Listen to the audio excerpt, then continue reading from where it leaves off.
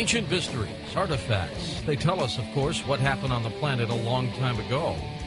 But they may also tell us what will happen in the future. Up next, Michel Tellinger joins us. One of his works, Adam's Calendar. He's next on Coast to Coast. And welcome back to Coast to Coast. I'm George Norrie. Michel Tellinger is a scientist in the true sense of the word. He doesn't shy away from controversial issues. He scrutinizes every clue meticulously, and after a 30-year-long obsession with the origins of humankind and the genetic anomalies of our species, he wrote Slave, Species of God. And when Johann Hein exposed the mystery of the stone ruins of South Africa to Michel back in 2007, they began an irreversible process of research that led Michel to some startling scientific conclusions and the completion of two more works, Adam's Calendar and the Temples of the African Gods. Here he is back on Coast to Coast, Michel Tellinger. Michel, how are you? Excellent, George. Lovely to be talking to you again. And this time I might add I'm on the same time zone as you are. Finally. Yeah. Absolutely. Well, so what's new with you? Well, the interesting stuff is that it seems that we've reached a critical mass or some sort of tipping point in getting information regarding these ancient sites and the vanished civilizations of southern Africa and the energy sources that they used and so forth, and the advanced technology that they probably had and how it links to the Annunaki. It's just coming so quickly and so fast right now that it truly boggles my mind, and I'm sure it's a lot more difficult for others to try and hold on to this roller coaster ride that we seem to be on at the moment. Well, we sure are, and we're going to get into a lot of them, Michel. And as I've always told people, if we're on a roller coaster, hang on because you could fall out. Yeah, exactly. I tell you, it's fantastic. But I mean, you've been getting your own taste of this. I've seen you all over television on Ancient Aliens and adding your own share of knowledge and experience from all the various people that you've had contact with. So that's fantastic. I feel that what's happening is that there's like a convergence or a crossing over or coming together of all the people in this community of the rise of consciousness and enlightenment and bringing together the different bits of information that adds to a greater pool of knowledge. It just gets bigger and bigger all the time. No, it's so true, Michel. I was at a conference this weekend in Chicago at a Health Freedom Expo, and there were so many coast-to-coast listeners there. And each and every one of them, Michel, is so interested in not only, obviously, health, which is the main reason they were at this conference, but the various facets of what we do on this program, which includes a lot of the stuff that you have been working on for your 30-plus-year-long career here. And that they truly want knowledge because they are different than most people. I am now convinced that people who listen to this program, by the way, studies say that night people have a higher IQ. I believe that. But I believe the people who listen to this program have an even higher IQ because they have like PhDs in general knowledge. Yeah, and they are the people that have left themselves open. They don't put blinkers on. They are looking for information, and this is where they find it. So once again, I've got to compliment you and the people at Coast to Coast for bringing this kind of programming to the masses, and it's exploding all around us. Consciousness, I often say in my presentations is, consciousness has no boundaries. You can't hide from consciousness. It will find you. And that affects everybody equally. And that's a beautiful thing. Let's start, Michel. Let's talk about the stone ruins in South Africa. What are they? Well, it's a long story that goes back to the late 1400s already, and early 1500s, when the Portuguese explorers started coming on shore around the Cape of Good Hope and up the Indian Ocean from the South African side and then Mozambican side. When they started coming on shore and meeting up with the people that they found there, who called themselves the Makumati people, and they realized that they were dealing with not just ancient or old African civilizations, but also ancient Hindu Dravidian civilizations, and this opens up a whole other very interesting story that I'm sure we'll get into. But while they were coming on shore in southern Africa, they found these sun-worshipping cultures living amongst hundreds and thousands of stone structures, ruined settlements, vanished cities and civilizations that boggled their mind. And when they asked the indigenous people of southern Africa whether they were responsible for building it or who built this, they told them they don't know who built these stone structures. They didn't build it. And this left them obviously very curious and as to what's going on there. And that story has not really ever been explained until, I think, right now, what we're doing with Jan Heine and myself, and decoding these ancient ruins. The fascinating thing about this, George, is when the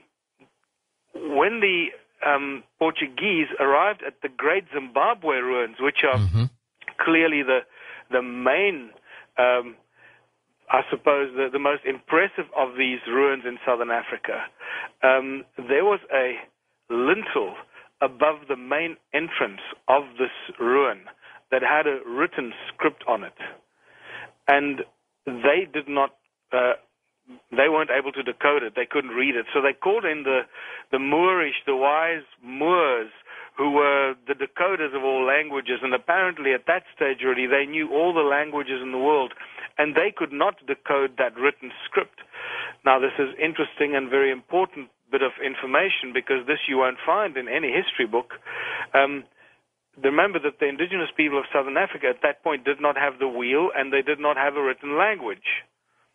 And yet there was this lintel with an ancient script on it in a foreign language, and that could not be deciphered. That lintel, unfortunately, has gone missing. And I bring this up because Great Zimbabwe seems to be, together with Adam's Calendar and another site called Tsodilo Hills in northern Botswana, those three sites seem to be the three key sites in southern Africa of this ancient vanished civilization, and it is a vast, vast civilization. Are these ruins as such, Michael, that it would have been nearly impossible to construct with ancient technology? And when I say ancient technology, I'm just talking about manual labor at that time. Yeah, this is. We're not talking about ruins like the pyramids. We're not talking about anything that you find in Sacsayhuaman in Peru, or any of these amazing giant stone structures that are made out of giant megaliths. We're talking about smaller stones, structures that are made out of stones that weigh between, I'd say, 10 kilos to maybe 1 or 2 tons. But the problem that we have here is that it is the total number of these ruins that defy any logic, and the amount of labor and population required to construct such a vast number of these ruins. And I must also add that all these ruins that I'm referring to here are circular stone structures that cover most of southern Africa. That I'm talking about South Africa, most of Zimbabwe, large parts of Botswana and Mozambique, and probably other areas that we haven't even discovered yet. But we're talking about large numbers that defy any kind of logic, and I might as well throw this out there. There are more than 10 million of these circular stone structures. When you figure this out, this was a big shock to me when I found out how many they were. What I deduce about structures like this, Michael, either our civilizations were way more technologically advanced and way older than we think, like Michael Cremo has said, or there was some kind of extraterrestrial help, like a Zecharia Sitchin would say. Where do you fit in here? Oh, absolutely. I believe that what we have discovered, and my personal conclusion is very simple and very straightforward, and I keep repeating it to people. I believe we have discovered the physical evidence of what Zecharia Sitchin has written about most of his life and devoted his life to. I'm really sad that he's not around. He would have been absolutely thrilled to see this for himself. The physical evidence of the Annunaki presence on Earth, the physical evidence of millions of stone structures in the earliest gold mining operation on Earth, instituted or instigated or created by the Annunaki in southern Africa, or what Zecharia Sitchin and the Sumerian tablets refer to as the Abzu. And we are now finding the physical evidence for that, not just in the numbers of the stone circles, but various other interesting indicators that we read in his translations that I'm finding I'm bowled over by the things that we're finding and are being able to link to what Sitchin has been writing about. All right, let's talk more about Sitchin's work and then tie it into some of the things that you've been doing. Of course, he investigated the Sumerian tablets, claiming that the Anunnaki came here from a planet called Nibiru 400-some thousand years ago to mine for gold, and then in the process, they kind of got lazy. They didn't want to do it themselves, so they genetically altered the creatures that were on this planet and created what we believe to be modern mankind. Yeah. Not a bad theory. No, not a bad theory at all, and I think there are a lot of people that will be listening to this that probably have had their own areas of research or times of research into this, and everything seems to be pointing towards that kind of scenario. What Sitchin talks about and the translations that he's presented us with refers to this place at the southern tip of Africa, this place called the Abzu. And the Abzu is referred to as the place where all the gold came from, where the Anunnaki set up their gold mines under the leadership of Enki. And what's fascinating is that, my approach towards this is that if we can find this place called the Abzu and identify it as the Abzu, then I think we have solved one huge mystery in the Sumerian translations. And I believe that we have done this with great success. There is no other place on Earth that has a vanished civilization of more than 10 million stone structures, agricultural terraces that cover more than 450,000 square miles, and ancient roads that link all of this together, one giant mesh of an ancient civilization that had advanced knowledge of technology, knew how to use the free energy that comes out of the earth, which we need to cover as well. Yes. But if we can, now that we've found this ancient civilization, and not only found the physical evidence of them, but also found millions of gold mines in southern Africa, and the anomalies and the phenomenal things about the gold mines. This is where. And are these ancient gold mines, Michael? Oh yeah, George. This is the phenomenal thing. Let me tell you what this journey of discovery is.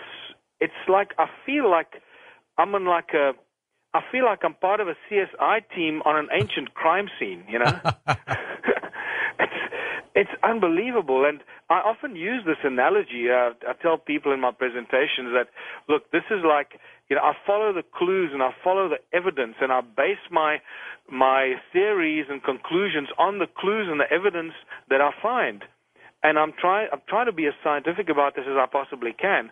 But sometimes you got to allow yourself to think outside the box in areas where science has not reached yet, because we're dealing with technology that we don't understand today. So you cannot restrict yourselves to the parameters of existing knowledge. Otherwise, you're going to get nowhere. And so the gold mine situation and the ancient mine situation is a fascinating one. In the area of the town of Leidenburg in South Africa, in about 2005, there was a geological company that started counting these gold mines that they thought were from the 1800s. Okay. We had a gold rush in 1800 in South Africa, just like California did and Australia absolutely. But much bigger, I guess. Yeah. It eventually ended up in, the biggest supply of gold in the world, and has been for a long time, as you know. And there are many of these gold mines. They refer to as adit gold mines, and adit gold mines are into the side of a mountain and not in deep as a shaft into the ground. And these adit mines, there were a lot of these mines, and what was happening is, I believe this was done under the instruction of Anglo-American, the giant gold mining company that was the biggest company in the world for 100 years probably. You know, the Barney Barnato, who sold it to Cecil John Rhodes in the early 1900s. At that stage, it was the biggest check ever written in human history. That was the Anglo-American gold mining company. And they're still one of the largest companies in the world. Anyway, I believe it was under their instruction that this geological company started counting these adit mines. The reason they instructed them to count them was for greed purposes, right? For money, because they didn't want illegal gold mining in these adit gold mines that are deserted. They're halfway up the mountains. They're very difficult to access, and yet they wanted to close them up to prevent illegal gold mining. Well, 5 years later, they stopped the count when they realized that would not be financially viable for them to close all these mines, even though they're such a giant of a company. At that stage, they had counted more than 75,000 of these gold mines. 75? And how deep did they go? Well, they're interesting. Some of them are big that you can walk into and you know, like, about 5 meters wide. What is that? 5 times 3, 15 feet wide. Wow. Almost like a coal mine. Almost like a coal mine, but into the side of a mountain, right? Some of them are small, like you'll have to crawl in.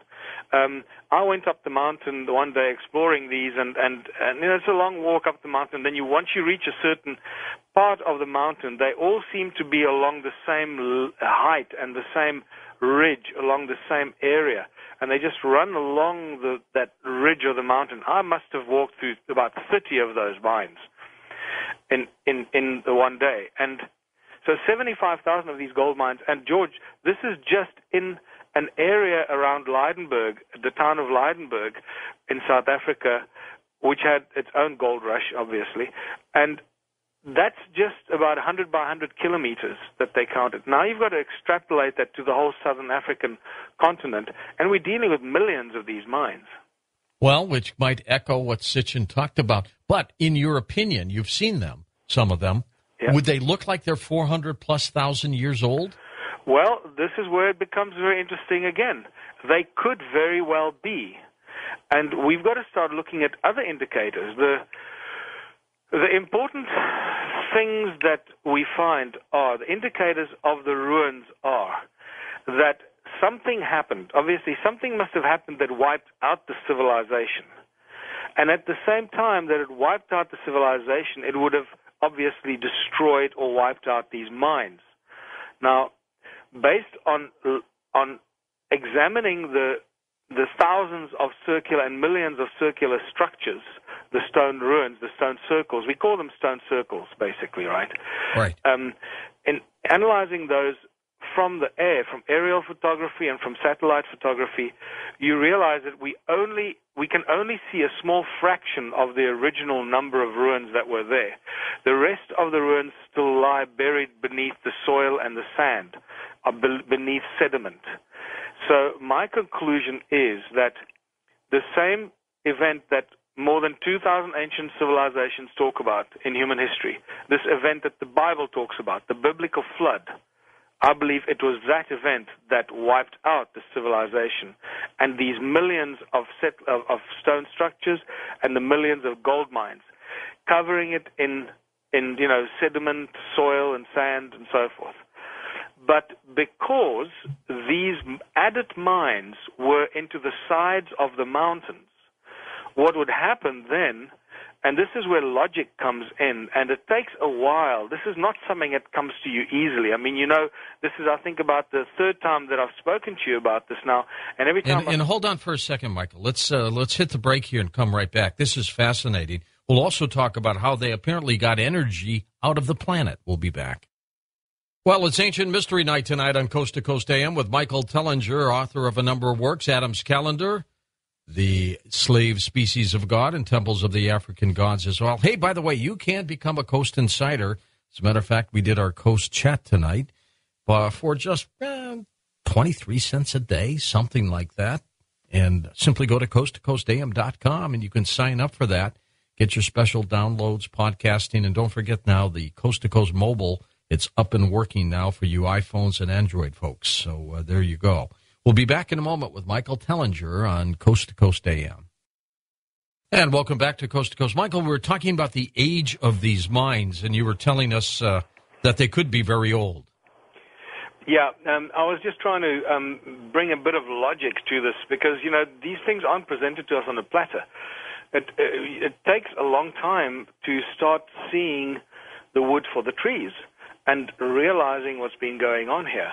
So if all these ancient ruins were covered by the flood that the Bible talks about, which I'm now convinced this is what wiped the civilization out, which I'm talking about the flood that a lot of people, geologists, archaeologists, seem to agree on this time, the 11,500 BC event, the deluge, and so forth. Then we've had about 12,000 years of intermittent rain since it happened. And slowly but surely the rain washes the sediment off the tops of the mountains down into the valleys and so forth, exposing the ruins on tops of the mountains more so than the other ones down the side. So originally it seems like there are more of these stone ruins on tops of the mountains, but that's just really an effect of water and erosion washing it down. But at the same time, it opened up many of these added mines into the side of the mountain, exposing those, which I believe were just rediscovered by the gold miners and the explorers of the 1800s when they came looking for gold.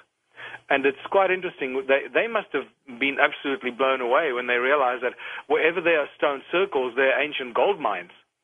And they went and they reopened and reworked these ancient gold mines.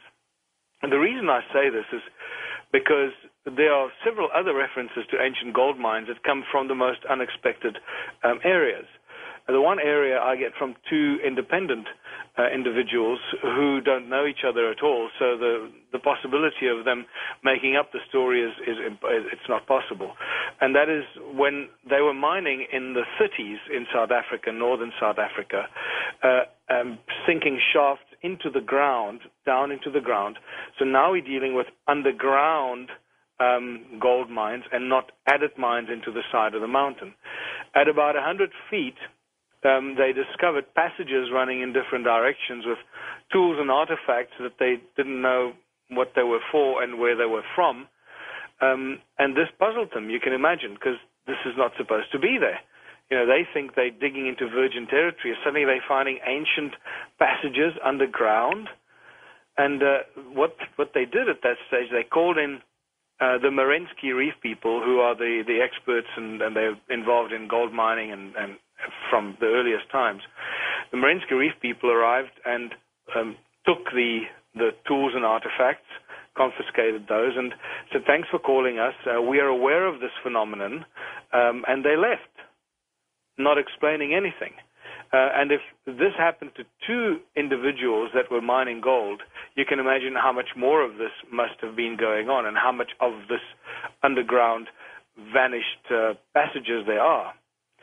And then we get to De Beers, the giant diamond mining De Beers.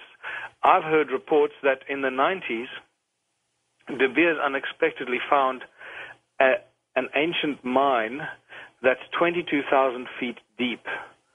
And 22,000 feet deep? 22,000 feet deep, yeah.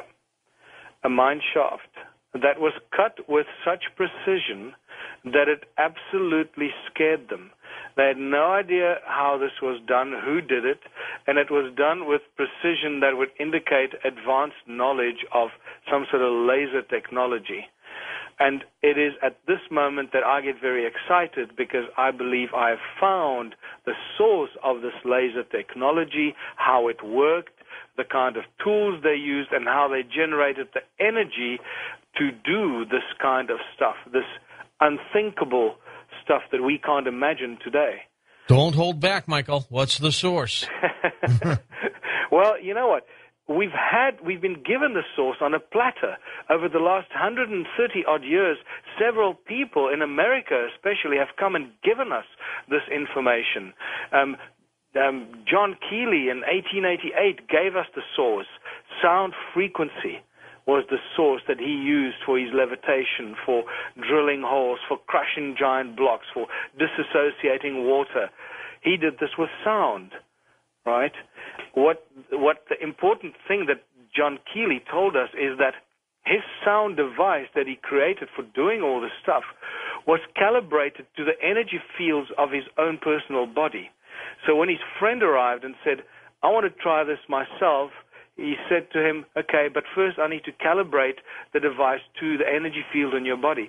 And I mention this very simply because it's little clues and links like that that give us invaluable clues to ancient cultures, like, for example, the Egyptians and the use of the ankh and the fact that every god in Egypt had their own ankh calibrated to their own body. You see them all carrying their own ankhs.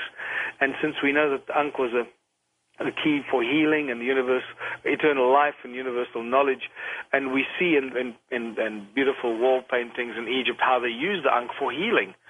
And then we see that they all had their own ankhs, which I would believe suggests that they had those because those were calibrated to their own energy fields in their body, just like John Keely suggested you have to do.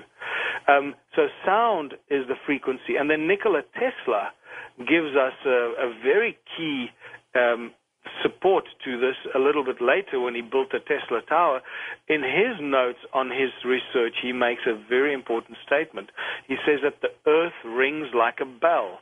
And if you know how to tap into the sound frequency of this bell-ringing earth, you can use the source of the sound source of the earth as a source of energy wherever you are. And I believe this is what he did and then turned into his radiant energy that he could distribute around the planet. Now, this is what the ancient civilizations did. They understood this very, very acutely. And that's why one of the important discoveries that are made was, and these are simple questions. This is the other amazing thing, George. The stuff is so obvious. It stares us in the face. Mm-hmm. And we, because it's not simple to decode this stuff. And the only conclusion is the logical conclusion, Michael, that these things were very, very old, done by civilizations that were very, very advanced. Absolutely. I did a quick calculation of just the roads, what we originally called roads, these walls that linked. It's two walls that look like a road, but it's not a road. Now we call it a channel. And these channels connect all of these original stone circles. They're connected by these channels. It's like a giant grid. And you've got to ask yourself, what on earth would ancient cultures need these channels that run from circle to circle, connecting them all together? And unfortunately, this is where you get the ignorant historians that step up to the plate and they pull out a real winner out of the bag of nonsensical tricks. And they write stuff like, well, these were roads built by the such and such a culture and such a culture for driving their cattle on. and this is what they put in history books. And I'm not kidding you. It's just such garbage, and they make the stuff up because they just have no other reference to anything more scientific. They can't look beyond their nose, can they? Yeah. So it is now, once I realized that we have got millions of these stone circles, each one is completely unique. And then it took a few other coincidences and accidents of, oh my goodness, this is what we're dealing with. And I realized that we're dealing with sound energies, and sound frequencies coming out of the planet Earth, the surface of the Earth. But that I discovered by coincidence when we were clearing one of the ruins and we were moving, to be able to take tourists to the stone ruins and show them a little bit about this. And I heard the guys moving some of the stones that were lying underfoot among the weeds and that, and I heard them clinging together, and it sounded like they were hitting pieces of metal against each other, and not stones against each other. And it just hit me. Sound, stone. These stones ring like bells. The stones that ring like bells. This has got nothing to do with dwellings and so forth. It's got to do with sound energy and sound frequency. And that was really the critical moment that just hurled me forward into a very rapid exploration phase. Well, these mines, Michael, that you say are all over that place, these thousands of mines, yeah. Are they bare of gold now? Is the gold all gone? Oh no, there's gold everywhere. George, remember that the big mining companies in South Africa are opening gold mines all the time. There's so much gold there, it's insane. And maybe they don't want us to know that, Michael. Exactly. Incidentally, this is one of the other things that I've just recently reached a conclusion. And, you got to, once again, follow the obvious logic, right? And this is so beautiful. Now that we've figured out where the Abzu is, and I must stress this for your listeners, just in case they missed this point I'm making. Zecharia Sitchin and the Sumerian tablets talk about the Annunaki establishing ancient gold mines in a place called the Abzu. So if we find a vanished civilization that we know nothing about and large numbers of gold mines, then this must then be the Abzu. So I think we can reach with relative comfort the conclusion that we have discovered where the Abzu is in southern Africa. Well, and what's so amazing about that is then it makes the other stories seem that more probable. And exactly, this is what makes me so excited. And I wish Sitchin was alive because he would have been able to help us decode a lot of the other mysteries a lot quicker. I'm doing the best I can, but it's taking me a lot longer to work through his work and find the anomalies and find the physical evidence that he writes about. But it's coming. It's coming fast and furious. So the gold mines are everywhere, and I can tell you that there's other evidence. I was at a birthday party, and I was standing at the bar, and this is just after I released Slave Species of God. This is 6 years ago already. And I went to a birthday party, standing having a beer at the pub, and there's this tall chap next to me, and I started talking to him, and what do you do, blah, blah, blah, and he says, well, I'm the chief geologist for Anglo-American. And I go, oh, that's interesting. Do you guys ever come across any ancient mines? Now, he didn't know who I was. No. So he volunteered all this information to me over a beer. And I said to him, and he said, yeah, no, we find ancient mines all the time, and I said, and do you ever explore them or look into them or find out, what culture or civilization they're from? And he says, no. Our instructions are if we come across an ancient mine, we would just cover it up, put the information in the secret file they've got at head office, and that's it. He told me at that stage that they'd just recently found an ancient mine somewhere in the Free State in South Africa, and there were some human bone remains at the bottom of the mine, and they just didn't want to get into problems with indigenous people, so they just cover the mine up and move on to the next spot. Tell me more about these ruins and what you think the significance of these ruins might be, Mike. Well, the significance is, as we've mentioned already, I have now absolutely no doubt that they are the physical evidence of what Zecharia Sitchin has been writing about, of the Annunaki presence on Earth, huge gold mining exploration, but making the link to what they were used for, I think was and is still the biggest breakthrough. The fact that they were using sound as a source energy to use or to generate free energy. And the way that I've found this out is because, as I mentioned earlier, each one of these stone circles is completely unique. Not one of them is the same as any other. And this is, you can imagine, George, this is completely highly unlikely in a modern society. That's not how we build things. We model things on each other all the time. The layout of towns and cities and houses and so sure. Forth. But these structures they're built out of thousands and millions of stones. Some of these structures, like some of the big circles, I've worked out an estimate of, like 4 million stones in this one big stone structure at the top of the mountain there. How many people were we talking about out there in this region? At this stage, I believe there are about 50 million, maybe a bit more, 50 million people that lived there and worked there on these gold mines. on the agricultural terraces, providing huge amounts of food and sustenance for these early gold miners. And then all wiped out with the flood? All wiped out with the flood. But do you know what I find even more fascinating? What the biggest mystery here is, What's more that? than anything else. Where are the bones? Where are the remains of the people? Exactly. Where are the remains of everything? Yeah. The tools, equipment, everything's gone. Well, the tools are there, and I'm going to talk about the tools now because the tools are linked to the stone structures, and this is what a lot of us still need to wrap our heads around and understand, that what we refer to as technology today is not really technology. It's enslavement. We use technology, but our technology actually are tools of enslavement. It's technology that we have to pay for to make it work for us so that we can continue being good slave species and continue working for the man, right? And the computer chips and microchips and that's not really technology. Technology is understanding how to use, and I'm talking now the extreme highest forms of technology, is understanding the laws of nature, sacred geometry, and how to use the energy flow in that sense and utilize that as a source of energy for whatever it is that you need to use it for. And that's what these guys knew. They understood that acutely. And so when I talk about advanced technology, I'm talking about stones, stone tools, and what the African shaman call sacred stones.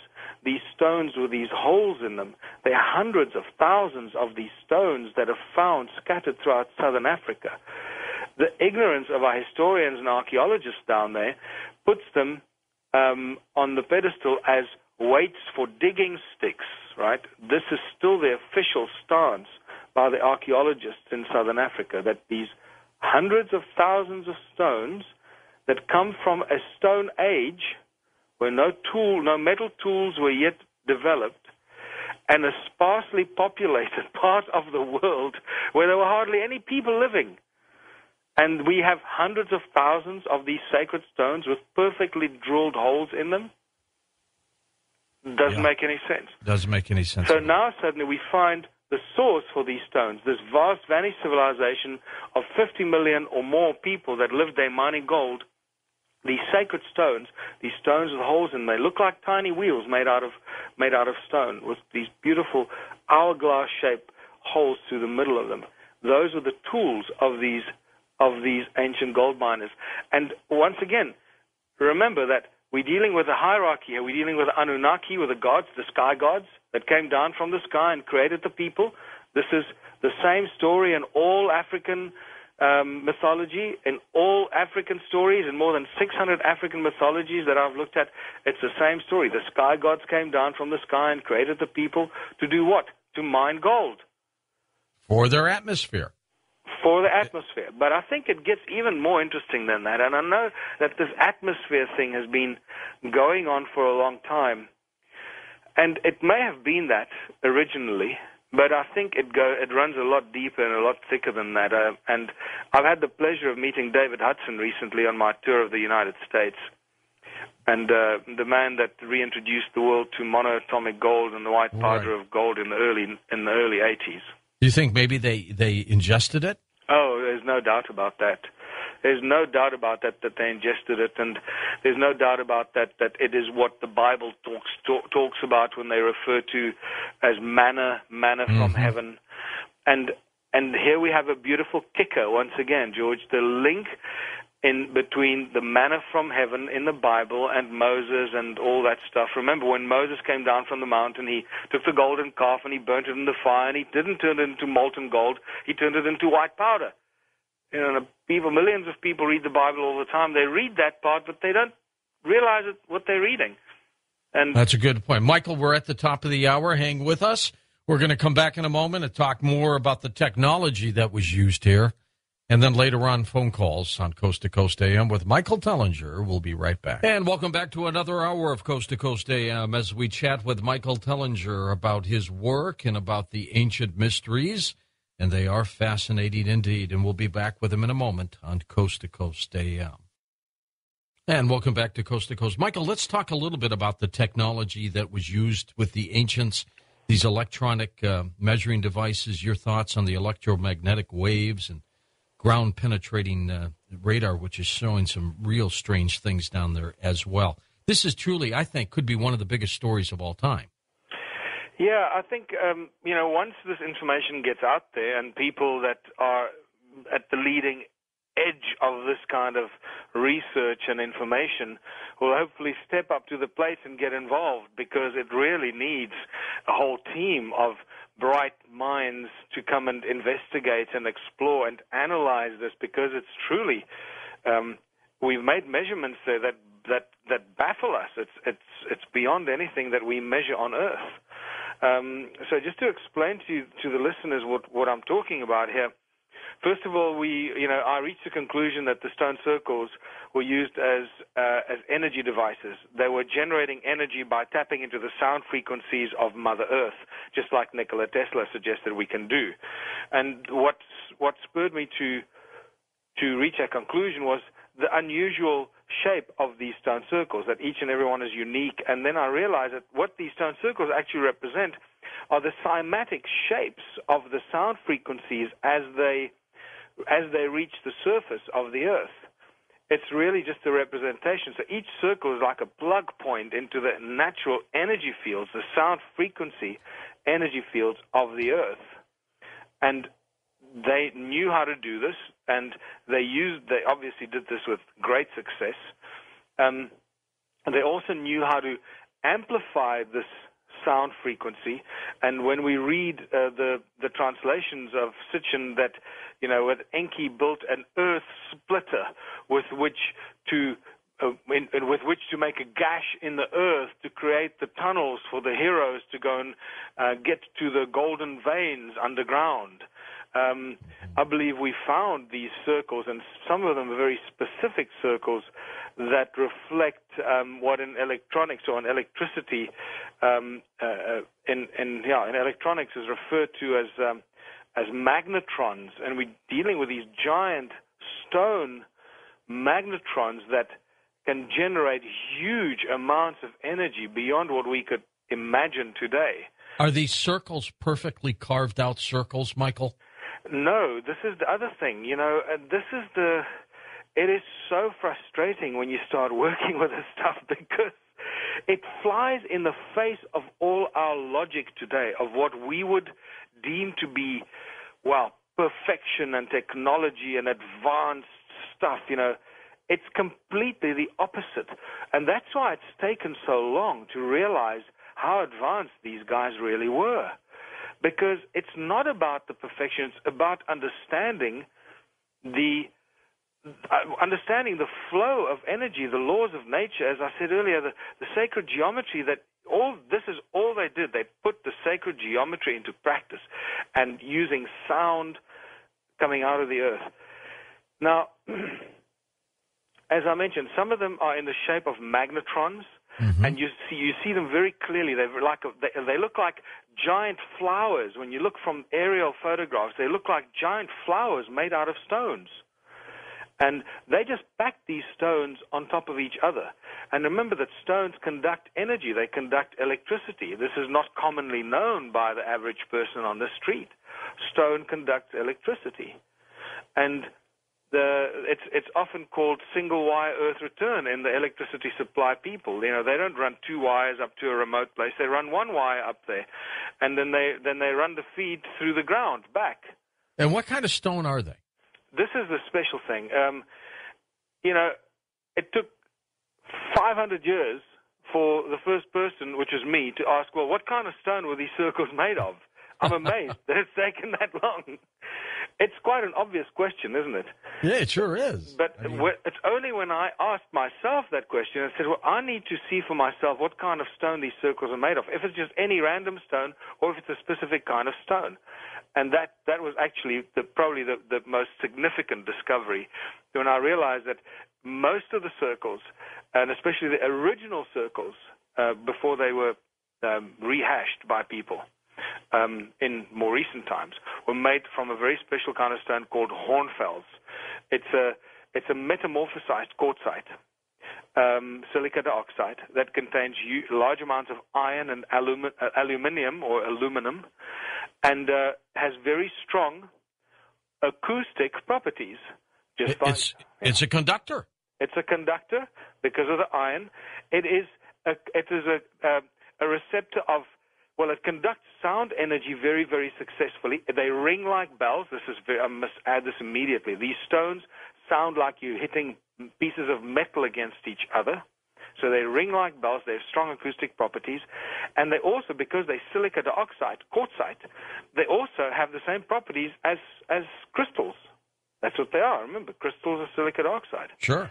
So we're dealing with very specialized stones that were specifically chosen for this job, not just any random stones. And it's when I discovered this and I realized we're dealing with sound. But as I'm looking at this, I'm realizing that it runs a lot deeper than that, but we'll leave that for a later discussion, because it seems like they were using not just these hornfels, but not seems like, I know they've been using other, just quartzite as well, quartz and sandstone, for other specific reasons. And George, this stuff is so weird, man, because they make us look like idiots in today's world. Was this kind of technology passed on to ancient Egypt as well for the pyramids? I believe so, and I actually made this amazing discovery just a few days ago in where was I? Up Northern California, near Sacramento, near San Francisco. I'm losing my track now because I've traveled so many cities now. I went to a museum, the Rosicrucian Museum, where I found the same kind of stone tools that I'm finding in South Africa, that I believe Ed Leeds Kalnin used to build Coral Castle with, and I'm starting to find the common denominators that is allowing me to make some startling conclusions about how they used the sound frequency. And I believe that the Egyptians would have used the same kind of technology, and the reason I say that is because what we think is an Egyptian symbol, the Ankh, is actually, its origins are in South Africa. There are thousands of carvings carved into this bedrock called near Jacob's Eiland, near Kimberley, where all the diamonds originally were found, right? And there are thousands of these carvings that are Sumerian symbols, like the cross in a circle.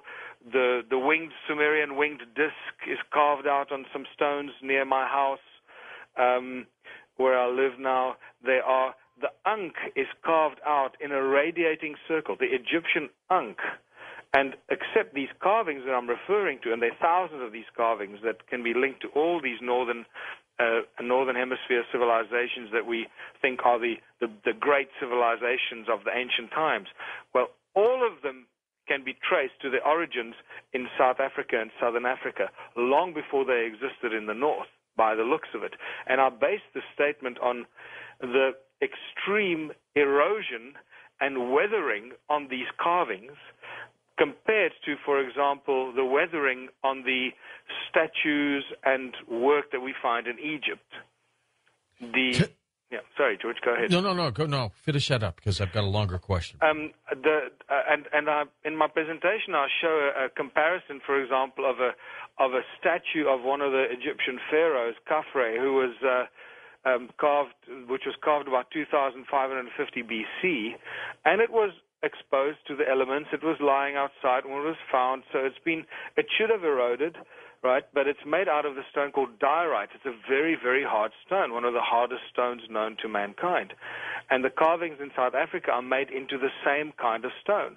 When you compare the erosion on the two, there is immediately no doubt to anyone, any observer that looks at it can say the carvings in South Africa are extremely old based on the erosion and the cracks through the carvings that have occurred and so forth. So dealing with very old things here. Michael, paint us now then a visual picture of what you think happened from the moment they came down to this planet, what was on the planet, why they settled where they did, what they did, how they used this, and then I guess they took it away with them. They never came back, and then the flood occurred. But kind of paint this picture for us. What happened? Okay, so the picture at this stage looks as follows. The Annunaki, under the leadership of Enki and Enlil and some interference from Anu at times, arrived on this planet. Enki was the first guy who arrived. He found the gold. He then was joined by his brother Enlil, and together they started this civilization, or this, I don't want to call it civilization. At this point, it wasn't a civilization. It was a mining operation with a number of their Anunnaki mates that came down. They found gold in abundance, and they needed gold. I believe at that stage that what they needed the gold for was what Sitchin refers to as some sort of a protective mechanism for their planet against external radiation and so forth. Sure. But as time progressed, I believe they evolved, and I believe it might have also been learning from other ETs that were also after the gold, who taught them that you can actually transmutate the gold into the monoatomic state, which is the source of enlightenment, which turns your body into a body of light, and elevates your consciousness and your frequencies to higher dimensions and so forth. And I think it was when that happened that this craziness and obsession with gold really kicked in, because it is just unthinkable why a metal that has very little use in our lives, actually. I mean, I was just speaking to a physicist 2 days ago who made this point exactly. He says, it's completely nonsensical why a metal that has very little application in our lives as a species, gold, why this insane obsession? It has to be something paramount for not just us, but the gods to be so obsessed with the gold. Yeah, exactly. So, and then they needed more gold, obviously. So they wanted to mine a lot more of it. They realized there weren't enough of them on planet Earth. A decision was made. They needed help. The best way to get help is not to bring more of their buddies across from their own planet, but to clone a species that they could use as a worker force. Well, and when they came here, do you think they came here for the purpose of finding gold, or they could have spotted it from way out with whatever kind of technology they had? Well, once again, I think that at the time that they were looking for the gold, they probably did not have that advanced technology yet. They're also evolving like everything else in the universe and in our galaxy is evolving through the rise of consciousness. And I believe that in the beginning they did not have the technology to spot it from a distance. They developed that as they themselves evolved and possibly learned from other ETs, I guess. So what creatures did they use to genetically alter in order to create man? Just were there apes here, or were they the Neanderthals, perhaps? What did they use?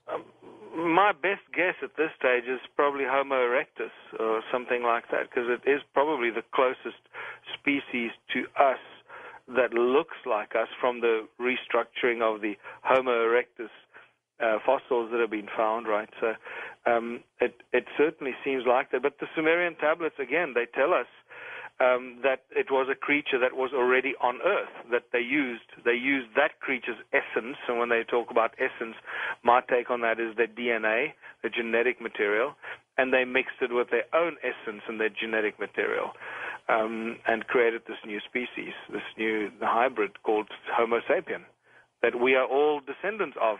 But there are more complications that get involved along the way. Absolutely. And did they grow us at real time, or did they speed up the process? What do you think? Oh, this is a fascinating thing. One of the strange anomalies we find in South Africa among the ruins are these funny, strange, honeycomb-shaped, hexagonal clusters of ruins, right? And really, this is what I found absolutely mind-boggling. I mean, just think about it. What purpose would would it serve you to build this cluster like imagine a honeycomb structure in a beehive? How big? How big is it? Oh, the average diameter is probably about 3 meters in diameter. Well, they put people in there then. Yeah, that's exactly my original thought on it was that what on earth were these for? And it took me probably about 2 or 3 months of thinking about it to realize that we're dealing with the cloning chambers here. The cloning chambers for these early humans. And once again, when we go through this thought process, okay, well, they arrived and they cloned the first species, and they cloned the humans as a slave species, and they used them. But how did they clone the slave species? Did they grow them from babies into adults, and then they put them to work in the mines? I don't think so. That's not a successful way of creating a slave species. Not very efficient at all. Not very efficient, exactly. So I reached the conclusion that these hexagonal shapes were like the same way that ants and bees and wasps put their larvae in their hexagonal cone-shaped things, or whatever, hexagonal-shaped... they were birthing pods. They were birthing pods, exactly. And that's the conclusion I reached. And they use the energy that they get out of the ground from the sound frequencies, they channeled into everything. George, the spectacular thing is when you look at my book, where I show the aerial photographs, you see that it's not just the stone circles and the terraces and the channels, these roads that link all these circles together to spread the energy. It's not isolated. It's one giant mesh. It is all connected. So they were channeling the energy out of the surface of the earth through these plug points in the form of circular stone circles, right? Tapping into the energy field and then channeling that into the roads to each other, sharing the energy, and then also into the terraces that they were growing food. And simply based on the, as I mentioned much earlier, more than 450,000 square miles of agricultural terraces. I mean, this immediately tells us that they were feeding very large number of people. This is not a small operation. What an incredible story. And then along with it, they had the technology, the equipment. They understood how to take it out of the planet, maybe even out of the atmosphere. And is now that possible? I'm going to tell you a little story now, because I think we are moving towards the measurements, right, that you asked about. What have we measured in these circles, right? So we got a bit digressed. Let's do that. We're right at the break here, Michael. We'll talk about some of the measurements and the technology used behind all of this. And, of course, next hour, we'll take phone calls with you. This is fascinating. Michel Tellinger, our special guest. We're talking about his work, including Adam's Calendar, next on Coast to Coast AM. Okay, next hour we'll take your phone calls with Michel Tellinger about the fascinating discussion that we're having with him. We'll come back in a moment. We'll talk about some of the technology used to do these very strange mysteries on Coast to Coast AM. Okay, let's talk about some of these measurements, Michael, and some of the instrumentation that might have been used to do it. Yeah. Once we realized that these things were energy devices, we needed to prove that it's not just a warm, fuzzy feeling that we have in our stomach, that, these are energy devices. So, although I must tell you that the information we get from psychics and psychic revelations have been so accurate that it boggles the mind. But it's only when we started measuring it with sophisticated electronic tools that I realized that all the information that I've been receiving from psychics for the past 3 years or so, or more, 4 years, has been extremely accurate, especially when it gets to Adam's Calendar, which we'll talk about as well, the measurements. So we use this machine called a horizon. It measures various things. It measures very sophisticated equipment. It measures electromagnetic waves. It tells you whether they run horizontally or whether it's a vertical electromagnetic field coming out of the ground or whether it's horizontal. It measures heat signature in degrees Celsius up to 80 degrees. Remember, the Celsius scale at 0 Celsius is freezing. Freezing point for water, 100 degrees Celsius is boiling point for water. This particular device measures the heat signature, which is an average of the temperature that goes down, I think, between 200 and 300 meters below the ground, and gives you an average heat signature. It can only read up to 80 degrees Celsius, at which point it suggests that you're standing on top of a volcano or something to that effect. Okay, and then we also measured sound frequencies in hertz and frequency, and then it also the decibels, the loudness of the sound frequencies. And what we found is just absolutely astonishing. What happened is that this one chap that's got this machine, he went out there on his own and he did his own measurements at first. And I found out about him going out there, and then I called him back. I said, well, I'd like to go out with you. And we went and did some measurements, and then we went and did them again. What we found is that the stone circles give us an insane amount of heat signature. Outside, around the circles, the average heat signature is about 5.5 degrees Celsius. Okay, it's coming out of the ground. The moment you climb into the circle, it shoots up to 29 degrees. I'm just going to give you a few examples. Some circles go up to 33 degrees, and then it goes up to where you get what seem like amplification chambers in the shape of circular structures, which have got sort of concentric circles, concentric walls, which I automatically see as amplification chambers. There it shoots up to about 58 degrees Celsius. Now just think about this. Outside the walls, 5.5 degrees Celsius. You climb over the wall, 58 degrees Celsius. There's absolutely no scientific reason or explanation that this should be the case. And yet that's what we're measuring. This is insane stuff. It is. It's weird. And then we start measuring the electromagnetic waves, and they vary. It measures it in megahertz volt, and it's a direct current measurement. And we still need to figure out exactly what to do with this, but I believe that the readings in some of these circles are so high that we should be able to go in there and start experimenting with, lighting neon light tubes and things like that, and physically showing the actual energy flow. I need to get experts in electronics and so forth to come and work with me on these kind of things. There's so much further scientific investigation and research that needs to be done here. It boggles the mind. But as you know, at this moment, I'm the lone gunman that's doing this stuff, so I need as much help as I can get at this stage. The measurements we get in electromagnetic waves, it tells you whether the waves run horizontally or vertically. Now, in some of the circles, and what's the significance of that? Well, the significance is that first of all, they run the electromagnetic waves. We only measure inside the circles, not outside the circle. Once again, outside the circle, there's very low ambient electromagnetic activity. The moment you get inside the circle, it just shoots right up to, 400, 500, 600, 700 megahertz volt. But the interesting thing about it, George, is that some circles it runs horizontally, so it creates like a dome effect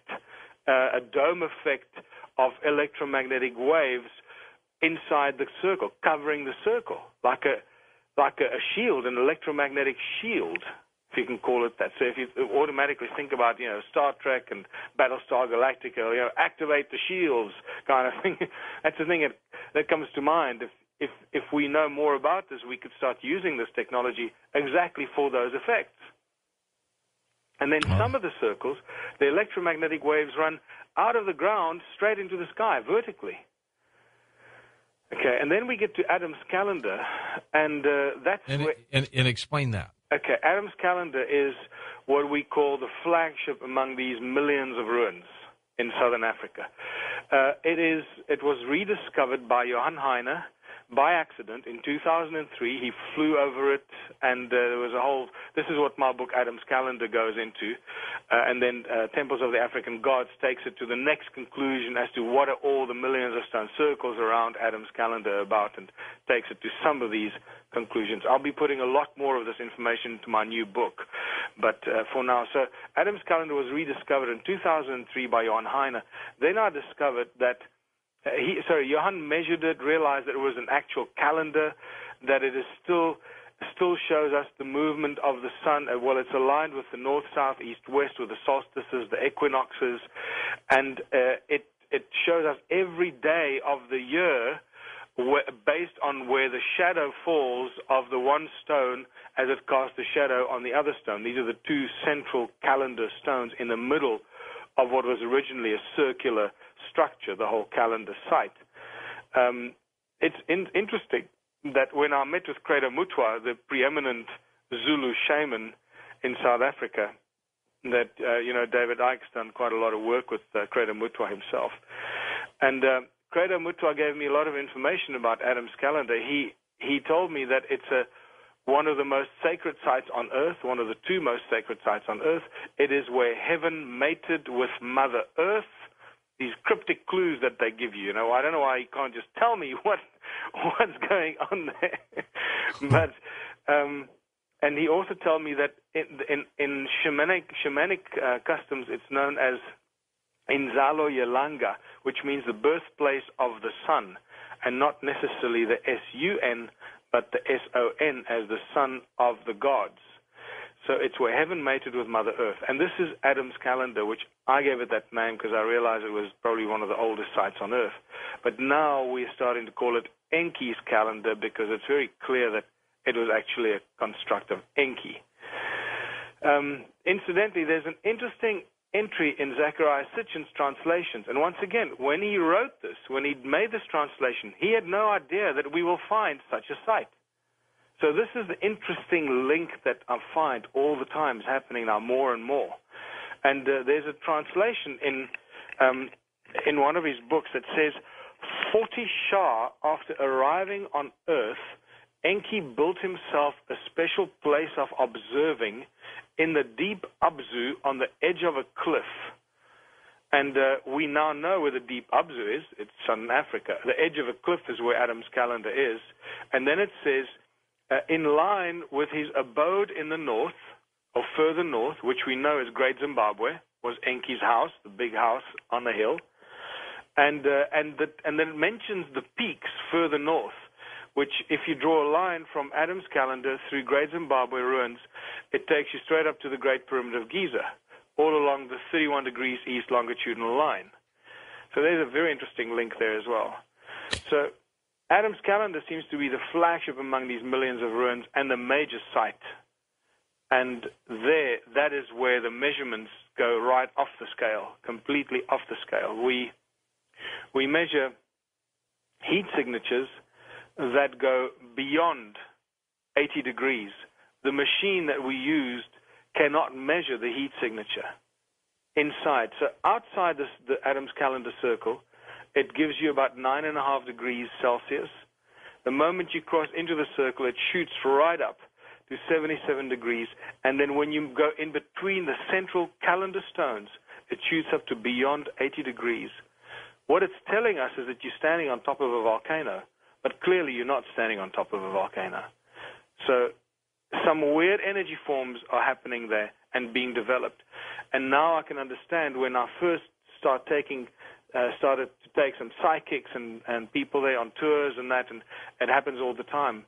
And they all tell me it's an active portal, it's an active vortex, and so forth. The sound frequencies that we measure there go beyond 375 gigahertz. That's what we're measuring in there.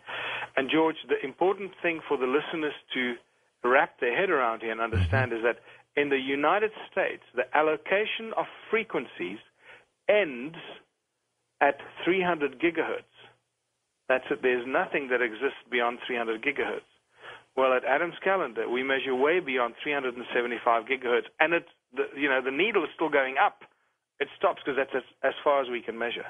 Let's move ahead now to today, Michael. Based on everything we've talked about, what would be lessons learned for us or applications on things that happened in the past? How can we use this? And that's a very key and a very important question. I'm very glad you brought this up, because we can get so wrapped up in these discoveries and, you know, get excited about it, and then every now and then you got to stop and bring it into context. Exactly. How do we benefit from all this information? What do we do with this? If we just know about this information, then it's just a bunch of information. But I think it's only when we start applying it to our lives today and learning from it, then it becomes really significant. What this tells us, these discoveries tell us that there have been very advanced ancient civilizations on Earth that were doing things that we don't understand, that were using sources of energy that we don't understand, or we think we don't understand it. I think they're just being kept away from us. They're being kept hidden from us. I mean, you're aware of that, and I'm sure most of your listeners are aware of this. Mm-hmm. So we're rediscovering that this has all happened before, and we now, through making these discoveries, are regaining access to this information and to this ancient knowledge of advanced technology that is really simple. It comes out of Mother Earth, out of Gaia. It is directly linked to the natural flow of things, and we can relearn this information from our ancient ancestors that we have forgotten and that has been hidden from us. So it can no longer be hidden from us, because it surrounds us in such abundance that all we need to do is look at this and learn from it.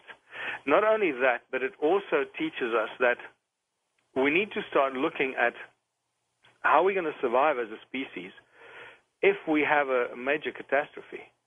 What happens if our planet is struck by a giant solar flare and melts down all the satellites and sends us into the dark ages within a few seconds? What are we going to do? How are we going to survive? And it's really from that scenario and analyzing these ancient civilizations with this technology that I reached my new philosophy that I refer to as contributionism.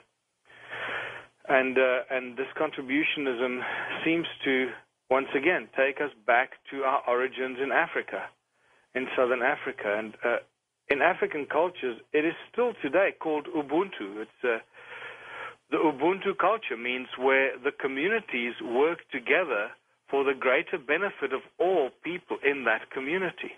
Why do you think they never came back? Well... Or did they? I believe many of them remained. I believe that many of the Annunaki that were involved in the gold mining and the enslavement of the human race are still here. They never left. There has probably been a separation of philosophies and possibly a falling out among some of them, big disagreements. That's just the nature of things, isn't it? I mean, we experience that as the offsprings of the Annunaki. And also we seem to be a highly bastardized species with many different race groups on one planet that doesn't make any sense at all, which seems to indicate that we've been messed with by various other ETs. So it does get complicated, and it is very, very murky, the information there, because there's seems to be a lot of disinformation that's been put out into the market as well by people with different agendas, I guess.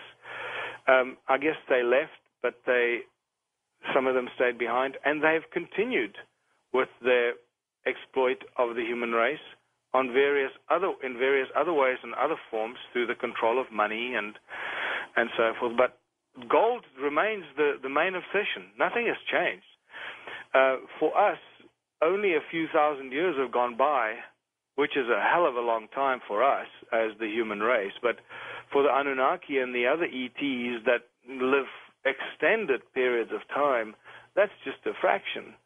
And unfortunately, what's happened is that we've grown in consciousness, and along with our growth in consciousness has come the tightening of the noose of control, because as we go in consciousness, we get wiser and wiser, and we start to wake up to what's really going on. So if they continue if they want to continue the control and to exploit this planet for its mineral wealth, which is what they've been doing for thousands of years. After all, this started out as a mining planet and a mining colony. And, we just amazed at all the stuff that's going on around us, like babies waking up from climbing out of our cradle of humanity and realizing that there's a much bigger existence in the universe that we need to join and wake up. So, I think there's a lot for us to learn. Why does there seem to be a reluctance by mainstream to grasp what Sitchin did, what you did, Michael, that they just don't say, yeah, we can see this. This is what happened. Why don't they do that? I think the immediate answer to that is because mainstream scientists are normally linked to some sort of an institution, whether it's a university or other tertiary institutions, or funded, government or quasi-government bodies, and they all fall under the same agenda, the control agenda.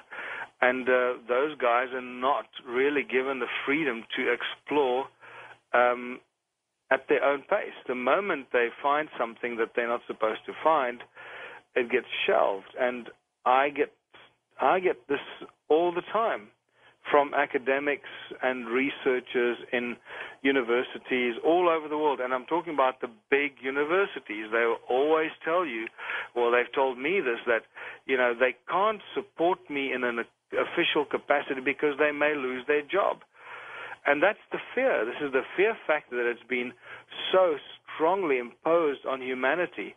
Most people around the world live in fear. There's just, we fear so many things. We fear death. We fear God. We fear our neighbors. We fear the person at the traffic light next to you in the car. We just live in fear all the time. We fear losing our jobs, and this imposition of fear is seen in the way that the people that should be driving the exploration in science and technology, they're consumed by the same amount of fear.